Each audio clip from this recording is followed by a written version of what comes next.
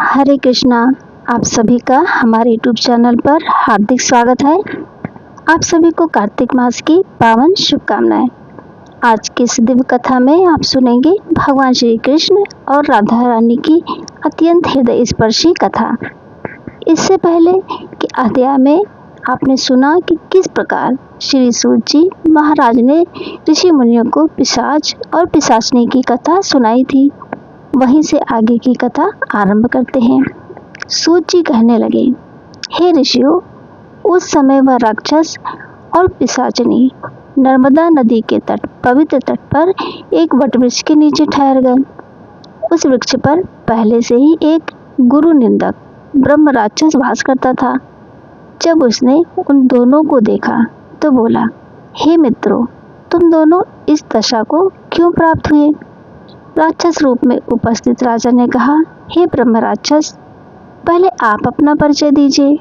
ब्रह्म राक्षस बोला, पूर्व जन्म में मैं मगध देश का सोमदत्त नामक ब्राह्मण था। मैं बहुत विद्वान था, परंतु अहंकार ने मेरी बुद्धि को ढक लिया था। मैंने अपने गुरु का अपमान किया और उसी के कारण ये राक्षसी योनि पाई। उसने आगे कहा, गुरु का अपमान करने से बड़ा पाप कोई नहीं। गुरु वेदों के ज्ञाता, धर्म के प्रवर्तक और जीवन के मार्गदर्शक होते हैं। जो अपने गुरु का अनादर करता है वह नरक के समान दुख भोगता है। सूत जी आगे कहते हैं, हे मुनियों, गुरु का अपमान करने वाला चाहे जितना भी ज्ञानी क्यों ना हो, उसका ज्ञान अंततः व्यर्थ हो जाता है। इसी कारण से सोमदत्त ब्रह्म राक्षस बना। एक दिन वह ब्रह्म राक्षस भी भगवान शिव की पूजा कर रहा था। उसी समय उसके गुरु गौतम ऋषि वहां आ पहुंचे। अभिमान में चूर सोमदत्त ने पूजा में व्यस्त रहते हुए उठकर प्रणाम नहीं किया। तभी भगवान शिव प्रकट हुए और बोले, हे मूर्ख, तूने अपने गुरु का अपमान किया है। जा, तुझे ब्रह्म राक्षस की योनि प्राप्त हो।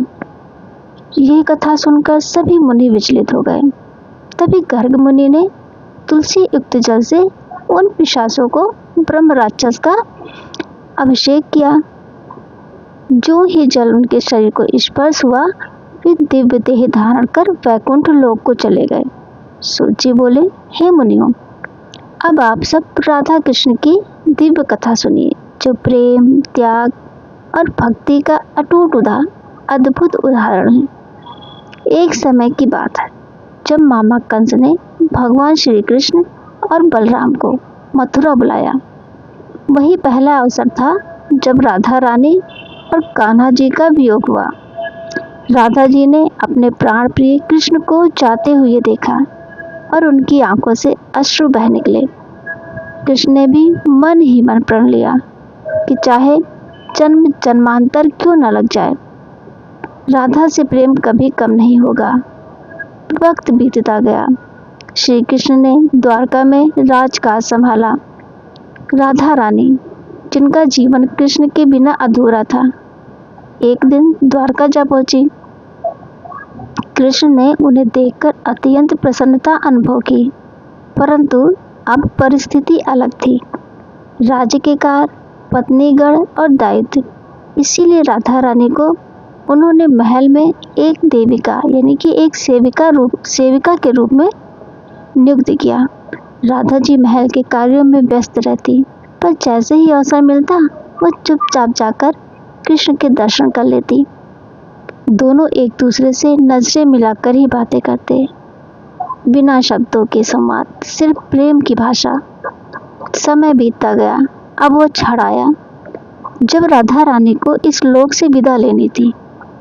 एक संध्या वे बिना किसी को बताए शांत वन की ओर निकल गई। ध्यान मग्न होकर उन्होंने कृष्ण का स्मरण किया और धीरे धीरे अपने प्राण त्याग दिए। उधर श्री कृष्ण को जैसे ही यह समाचार मिला, उनकी आंखों से अश्रुधारा बहने लगी। उन्होंने अपनी प्यारी बांसुरी, जिसकी मधुर धुन पर राधा रानी दौड़ी चली आती थी, उसे तोड़कर फेंक दिया। कृष्ण ने कहा, अब जब राधा ही नहीं रही तो इस बांसुरी की धुन का क्या अर्थ?